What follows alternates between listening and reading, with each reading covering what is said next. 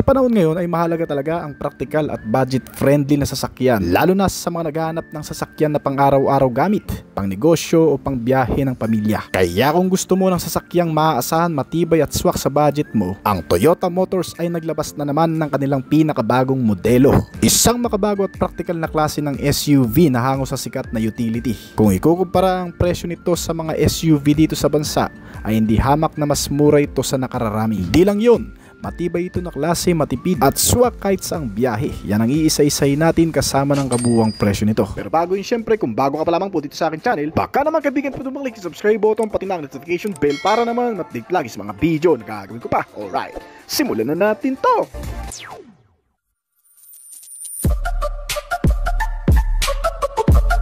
Dito sa Pilipinas ay hindi imposibleng makakita ng mas mura at praktikal na klase ng sasakyan na swak sa budget ng karamihan. Kaya para sa mga naghahanap ng magandang itsura na SUV o pick-up, may mga option na pwedeng gamitin kahit saan na hindi na kinakailangan pang gumastos ng malaki sa murang presyo lang. Brand new pa at mula pa sa kilalang brand, makakabili ka na ng pinapangarap mong sasakyan. Gaya na lamang ng modelong ito na pwedeng mabili sa iba't ibang body type configuration depende sa pangangailangan mo. Mula sa utility van na pwede sa negosyo at swak din na pampasahero na pwedeng sakyan ng 12 katao. Merong pick-up na pwede sa cargo o sa personal na interes. At ang bago nitong disenyo na isang SUV na may 7 seating ang capacity at 5 pintuan na tiyak makakasulit ang buong pamilya sa ganda at tibay nitong sasakyan. Ito ang bagong Toyota Tamaraw Rangga SUV. Kung papansinin, ang Toyota Tamaraw Rangga ay hango pa rin sa isang pamilyar na disenyo, ang Tamaraw pick-up na nasa Pilipinas ngayon. May makantong hugis nga lang ang buong disenyo nito na may malaking body size. Pero nai-retain pa rin ang ilan sa mga detalye gaya ng iconic na style sa front nito kung saan makikita pa rin ang pamilyar na disenyo gaya ng boxy front fascia nito. Simpleng mga linya at matatag na tindig na nagpapahiwatig ng tibay at pagiging utilitarian model nito. Ang bagong Rangga ngayon ay mas naging compact at naging isang sasakyang kaya kang dalhin saan mo man gustuhin. Meron ito ngayong malaking rear cabin na para sa mga pasahero. May dagdag na 3 pintuan na nakalagay sa bawat gilid at isa sa likod. Pagdating sa interior, meron din ito ngayong hanggang sa 3rd row seats na configuration. May front, 2nd row at 3rd row seats na kung saan ang mga upuan nito ay binalutan ng mga synthetic leather style upholstery. May overhead air conditioning vents din na para sa 2nd row at 3rd row. Isang mas upgraded na interior cabin kumpara sa Tamaraw pickup na walang ganitong feature sa likod. Bukod pa dyan, itong Tamaraw Rangga SUV ay nilagyan din ng ilang libangan sa loob, gaya na lamang ng 7-inch touchscreen infotainment system na may kasamang pang Apple CarPlay at Android Auto. Meron na rin itong reverse camera at sensor na magagamit mo sa ligtas na pagpapark o pagdaan sa masisikip na iskinita. Meron din itong kasamang power windows.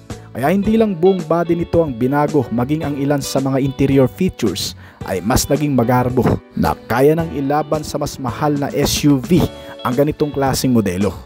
Pagdating naman sa engine, itong Tamaraw Rangga SUV ay gumagamit ng 2.4 liter turbo diesel 2GD engine na naka-inline 4-cylinder dual overhead cam at may 16 valve na gumagamit rin ng common rail turbo PNT at intercooler.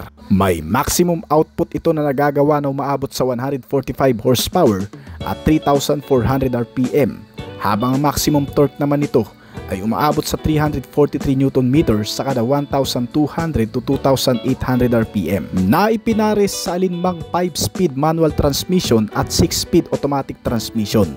Hindi pa nabanggit kung ito ba'y 4-wheel drive dahil usually ang Tamaraw ay naka 2-wheel drive lang talaga. Pero ganun pa man, malakas na rin naman ang performance nito na may top speed na 170 to 180 km per hour. Itong bagong Toyota Tamaraw Rangga SUV na may 2.4 liter diesel engine ay may fuel tank capacity rin na 70 liters na may katipiran pagdating sa fuel consumption. Kaya nitong umubos ng 1 litro sa layo na 12 kilometro pagdating sa city, habang 15 km per liter naman pagdating sa highway.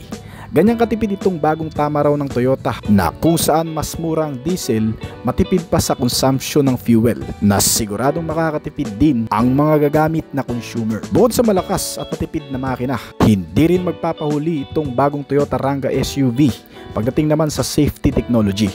Meron din kasi itong magagandang safety features na kayang pumrotekta sa mga pasahero nito, gaya na lamang ng mga seatbelt nito sa kada upuan.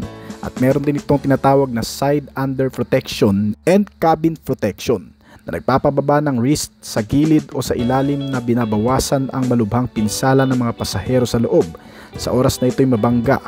Yun nga lang, may dual airbags ito na para lamang sa front passenger seats. Meron din itong anti-lock braking system plus electronic brake force distribution na nagbibigay naman ng magandang suporta lalo na sa mga biglaang preno at emergency braking. Dagdag pa rito ay ang pagkakaroon din itong modelo ng Vehicle Stability Control o VSC na tumutulong mapanatili ang magandang stability nitong sasakyan. Lalo na kung bigla kang mapapadaan sa mga madudulas na surface, mapuputik o di naman kaya sa mga biglaang pakurbadang kalsada. Nasinaman pa ng traction control system. Tulad nga ng sinabi natin kanina, ay madadala ka nito sa kahit saan mo man naisin. Dahil ang safety features na ito na traction control ay bagay sa mga mababato at malulubak na kondisyon, yung mga terrain at off-road condition. Pwede sa bundok, yung may mga mild terrain na daanan. At bukod sa mga safety features, syempre ang modelong ito ay nilagyan din ng mga security features.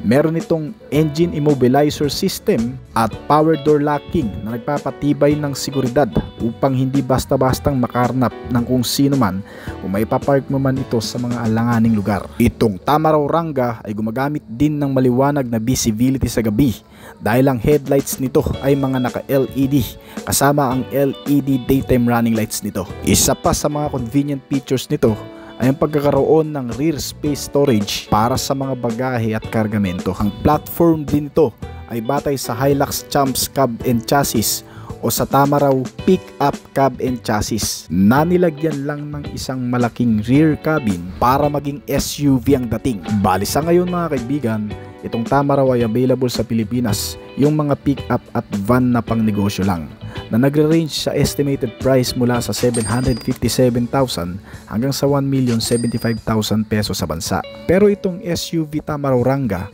ay inilalabas pa lamang sa bansang Indonesia. Official na galing ang head at chassis nito sa Toyota Motors. Pero ang katawan nito ay isang aftermarket modification. Gumagamit din ito ng matitibay na chassis and suspensions gaya ng front nito na naka-independent double wishbone na may coil spring at stabilizer bar. Ang rear suspension nito ay may solid rigid axle gamit ang lip spring na nagbibigay dito ng magandang handling at stability. Itong Tamaraw Rangga SUV ay inaasahan na rin dumating sa Philippine market. Pero kung i-rate natin ang presyo nito na lumabas sa ibang bansa, ito ay magkakahalaga lang sa estimated price kung sakali man ay aabot ng 1.1 million pesos plus na kung susumamuin ay mas mura pa talaga ito sa ilang mga SUV, MPV at ilang mga utility na gaya nito. Para mas maging malinaw ay ilalagay ko na rin ang kabuwang detalye, specs and features at kabuwang presyo ng Toyota Tamaraw Single Cab Pick-up dito sa bansa. Inilabas na sa bansa ang pinakabago at inaabangang modelo ng Japanese brand na Toyota Tamaraw. Ito ang isa sa mga nagdala ng pangalan ng brand mula sa pagiging kalidad, mapagkakatiwalaan, matipid at sobrang matibay na klase ng utility. Mula nung una itong inilabas noong 1976. Matagal-tagal na rin mula nang ihinto ang produksyon nito sa bansa. Simula nang inilabas ang bagong platform na IMB at AUB, gaya ng Toyota Revo at Toyota Innova, mga panibagong kasangga ng mamamayan bilang kapalit sa sinaunang Tamaraw. Kaya ngayon sa muling pagbabalik nito, ay talagang kinasabikan ng marami dahil sa subok at talagang kilala na ang pagiging maasahan nito na klase. Ang iconic na nameplate ngayon sa pinakabagong update nito ay mas magugustuhan mo pa daw kaysa sa dati. Hindi lang sa pagiging advanced nito ngayon, kundi sa ilang mga bagay na mas pinagbuti ng brand mula sa panlabas na katangian hanggang sa kaloob-loobang bahagi nito. Kaya naman para mas lubos na maunawaan pa ng marami, ay isa-isay na rin natin mga kaibigan ng mga bagay na meron to ngayon. Kagaya na lamang ng pagkakaroon nito ng makabagong disenyo. Ibang-iba na kumpara sa dati ang kabuwang external na disenyo nito. Pero pinapakita pa rin ang iconic na platform na nagmula sa mga ninuno na minana nito ngayon. Kaya na pagkakaroon ng octagonal shape na front headlamp na mula sa circular shape sa dati at isang rectangular shape na hugis ng buong body build na may matatalas na kanto. Yan naman ng mga sinaunang disenyo ay makikita mo pa rin sa pinakabagong anyo nito. Ang Tamaraw 2025 model. Ang bagong Toyota Tamaraw ay nakakuha ng mga advanced na teknolohiya gaya ng nasabi natin sa pagkakaroon ng maraming features na para sa pangkaligtasan pati sa pangsiguridad. Meron itong dalawang concept design na pagpipilian, depende sa iyong magugustuhan. Gaya ng isang pickup truck na body type at isang with cabin na klase. Usapang practical, in man sa dalawang ito ang piliin mo ay siguradong mapapakinabangan mo pa rin sa kahit saan. Pareho namang versatile ang dalawang klase nito at magagamit mo rin sa hanap buhay, negosyo at kung ano paman. Siyempre yun naman ang main purpose ng modelong ito. Pwedeng pangkargahan ng bagahe o ng mga tao man. Kaya ganun pa rin ang postura, laki ng kabuuang body na parang sa ibang utility. Kaya naman paniguradong lalakas din ang popularity ng Toyota Motor Philippines sa pagkakataong ito. Sa paglabas ng bagong modelo na Toyota Tamaraw ay tiyak na pipilahan din ng marami gaya ng sa ibang mga brand competitor nito. Ayan ang Mitsubishi, Isuzu at Suzuki ay ilan din sa mabentang mga Japanese car automaker dito sa bansa. At ang ilan nga sa mga magiging kakumpetensya nito sa merkado ay ang Mitsubishi L300, Isuzu Travis at Suzuki Carry. Kaya naman, kung nais mong malaman kung karapat-dapat rin nga ba itong Toyota Tamaraw sa mga lineup na yan, ay mas maiging iyo itong pakatutukan hanggang sa katapusan, sapagkat ang bawat detalye na ating babanggitin ngayon ay lubhang mahalaga na tanging itong Toyota Tamaraw 2025 model lamang ang nagdadala. Gaya na lamang ng mga safety features na inilagay sa bagong modelong ito. Hindi kapansin-pansin at hindi halata sa modelo ang pagkakaroon ng mga advanced safety features na gaya nito, ang ABS o Anti-Lock Braking System. Itong modelo ay binahagian ang isang makabagong sistema na yan na suporta para sa paggamit ng preno sa ligtas na paraan. Gaya na lamang ng mga biglaang paghinto sa mga hindi inaasahang pagkakataon o yung mga bigla mong natapakan ng brake. Kinakailangan mo ang anti-lock braking system na kung saan tumutulong dito upang bumitaw ng paunti-unti sa brake pansamantala sa oras ng mga biglaang pagpipreno, na kung saan nagbibigay dito ng mas ligtas at maaasahang paggamit ng brake procedure. Iniiwasan nito ang pagkaskid ng mga gulong na hindi umantong sa pag-ikot o disgrasya ng sasakyan sa kabuuang lakas ng pagpipreno. Isa pa, nakakagulat din na pagkakaroon ng isang safety features na gaya nito na traction control system na inilagay din sa Toyota Tamaraw 2025 model. Isang sistema din na magagamit naman sa isang off-roading, madudulas na kalsada o yung matutubig. Didetect ng sistemang ito ang pagkawala ng traksyon ng mga gulong sa oras na malulubak, na kung saan pinipigilan din ito ang kahihinantungan ng pagkawala ng balanse ng pag-ikot ng gulong sa harapan. Pagkawala sa maneuver, di naman kaya pagkadulas ng sasakyan ay automatic nag-a-apply ng preno sa pagkakataong ito upang nang sa ganun ay masiguro ang seguridad ng bawat pasahero. Bukod pa dyan, sinamahan din ito ng stability control system para ma-maintain naman ang stability ng sasakyan sa oras ng mga pakurbadang kalsada o malulubak. Lagyan ito ng driver side airbags, passenger at knee airbags para ligtas ang mga sasakay lalo na sa unahan. Sinamahan din ito ng mga parking sensor para sa mas ligtas naman na pagpapark lalo na sa mga masisikip na parkingan. Meron itong parking sensor sa likuran at may kasama na ring camera for better parking assistant. Dahil kahit gaano kalaki ang modelong ito, ay siguradong mapapanatag ka sa mga oras ng pagpapark. At ang ilan pa sa mga advanced na safety features na inilagay din sa modelong ito ay ang Hill Start Assist Control System. Isang sistema naman na tumutulong para mas mapalakas ang kapit ng preno sa oras na mapapahinto mo ito sa mga pataas na lugar o kalsada. Kung sakaling biglang hihinto o kaya matraffic ka sa ganong klase ng kondisyon, ay automatic pa rin mag-a-apply ng brake o susuportahan ang matinding kapit nito para nang sa ganon ay hindi basta-bastang dumaustos pababa ng kalsada itong modelo. Sinamahan din ito ng speed sensing door lock na kung saan pagdabit nito ang 20 km pataas ay kusang nagsasara o naglalak ang pintuan nito upang nang sa ganun ay hindi basta-bastang mabuksan sa oras na tumatakbo ito ng ganong kabilis. Dahil dito ay talagang ligtas ang mga pasahero nito, lalo na yung mga bata na mahilig magbutingting ng mga pintuan sa oras na tumatakbo. Kasama pa sa ilang mga pangkaligtasan nito ay ang day and night rear view mirror, mga front and side impact beams, crash sensor at mga seat belt na tumutulong upang mas mapanatag ang bawat sakay natin sa araw-araw, lalo na kung gagamitin natin ito sa malalayong biyahe. Kaya naman talagang sobrang upgraded na yan sa pagkakaroon pa lang ng mga bagay na yan. At pag-usapan naman natin ang kabuuang kalidad ng build, Meron itong chassis na sobrang tibay at tatag mula sa pamana ng brand na isang klaseng mapagkakatiwalaang manufacturer dito sa bansa na Toyota. Nilagyan ito ng matitibay na klase ng chassis spring na sinamahan din ng matitibay na klase ng suspension sa front and rear na mga naka-double wishbone na may kasamang mga shock absorber at coil spring. Dumaragdag sa pagiging kalmado ng biyahe at komportable sa loob. Mas na-enhance ang capability ng modelo lalo na pati kahit sa malulubak na klase ng kalsadang dadaanan. Meron itong klase ng gulong na naka-tubeless tires na at may kabuuang sukat na 15 pulgada.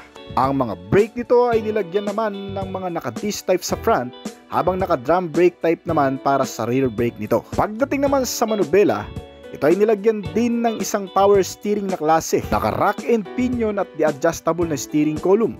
Ay mamaneho ng maayos ang pang-araw-araw na gamit sa pamamagitan ng mga sistemang ikinabit sa manubela nito. Kasama ang kalidad ng makina na may kabuuang detalye at 2.4 diesel engine na may 4-cylinder, 16-valve at dual overhead camshaft na makina. Ito ay ipinares sa isang 6-speed automatic o manual na transmission type na gumagawa ng average na lakas na umaabot ng 148 horsepower at 343 Nm ng torque.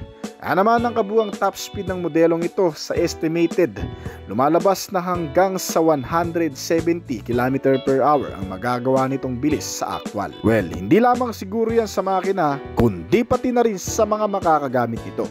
Pagdating naman sa interior base compartment, depende pa rin sa klase at itsura ng body ang pipiliin mo. Kung ang pickup truck na klase, may kasama itong 3 upuan para sa harapan, 2 sa pasahero at 1 sa driver, habang ang isang klase nito ay mayroong 3 sa harapan at hanggang sa 10 naman para sa likuran. Sinamahan ito ng magandang aircon system na may kasama ng auto climate control, nilagyan ng heater, mga accessories power outlet para sa pagsasaksakan ng gadget o pagcha-chargean. May mga bottle and cup holder, power window, at nilagyan na rin daw itong modelo ng cruise control system. Mainam naman sa malalayong biyahe lalo na sa highway na kung saan binibigyan pagkakataon ng driver na may taas pansamantala ang kanang paa sa oras na tumatakbo ito ng hanggang 60 km/h. Dahil dito kahit hindi ka nakatapak sa accelerator pedal ay kusa pa rin itong tatakbo sa nakatalagang speed nito sa kabuuan. Kaya naman magagamit ito ng karamihan lalo na kung umuwi ka pa ng probinsya mula sa Maynila. At isa pa, sinamahan na rin ito ng entertainment o mga libangan sa loob nito gaya ng mga radyo, CD player at mga Bluetooth connectivity na maaari mong gawin habang ikaw ay bumabaybay sa napakalayong biyahe. Meron itong TV screen monitor para mapanood mo ang anumang palabas na gusto mong panoorin. Di touchscreen na rin ito kaya sulit na rin. Pagkatapos niyan, ang instrument cluster nitong modelo ay hinaluan ng analog type na klase at isang digital.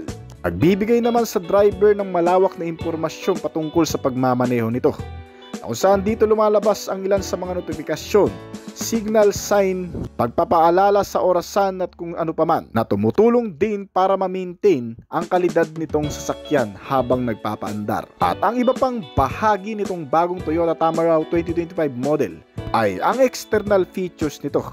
Ang headlamp daw nito at ang tail lamp ay naka-LED type na klase. Kaya naman pati sa madidilim ay siguradong maliwanag na yan at napaka-reliable. Sinama na rin ito ng fog light para sa pangkaragdagang visibility at ilan pang mga bagay na makikita sa external na disenyo na dumaragdag sa lakas ng appearance nito.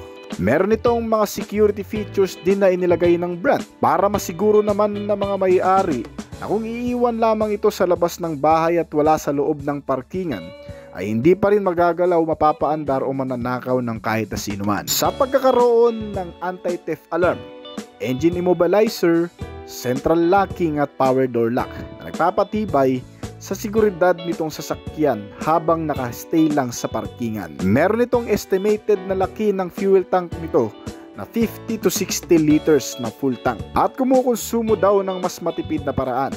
Hindi pa masyadong masusubukan ng marami yan, pero kung nagkataon man ay siguradong papatok yan. Para naman sa kabuuang presyo, sa bansang Thailand inilabas ito na may mababang price tag lamang na maabot ng 700 to 800,000 lamang. Dito sa bansa may average price naman ito na estimated price lang din na maglalaro sa 800,000 pesos hanggang sa 1 milyon. Kaya naman kung nagustuhan mo ang sasakyan na ito kumpara sa marami, pwede mong i-comment yan sa baba pagkatapos ng video na ito. Bago po tayo magtapos ay nais ko po munang magpasalamat sa mga patuloy na sumusuporta, matangkilik at nagabang palagi sa mga video na ina-upload natin dito sa ating channel. Maraming salamat po at shoutout po sa inyo guys. Kung bago pa lamang po sa aking channel, baka naman kaibigan po din mag-click ng subscribe button pati ng notification bell para naman mag-update palagi sa mga video na gagawin ko pa. At syempre hintayin ko rin ang opinion at comment po sa baba kung may mga katanungan ka tungkol sa video na ito. Huwag kang mayang mag-comment kaibigan o parang sa ganun ay masagutan ko rin ang mga nais mo pang malaman at makakuha rin ako ng idea mula sa iyo na magagamit ko sa aking mga susunod pang video na gagawin. This is Oblis Collection. Thank you! Sa totoo lang, posible talagang dumating itong bagong Toyota Tamaraw dito sa bansa ngayong taon. Dahil kung matatandaan nung inilabas ito sa concept design pa lamang, noong nakarang taon ay sinabi na ng Toyota Philippines na dito mismo ito sa bansa gagawin o bubuuhin. Dito sa bansa, isa sa mga patok at malaking kitaan ng mga trabaho ngayon ay ang pagiging courier, delivery rider at grab driver. Kaya naman ang iba sa atin ay naghahanap ng maganda, matibay at practical na klase ng sasakyan na maaasahan kahit sa pangmatagalan.